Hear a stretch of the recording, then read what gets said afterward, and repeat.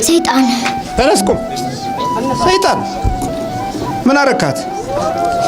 ትምህርት ቤት እንዳትሄድ ትምህርት ቤት እንዳትሄድ። እሺ በድንጋይ አስመትቻታለሁ። ለምን ታስመታታለህ? ታውቂ ነው። እንዴት አውቄ። ሰይጣን ነገር ሰይጣን ምን ለማድረግ ነው የገባው? እሷ ላይ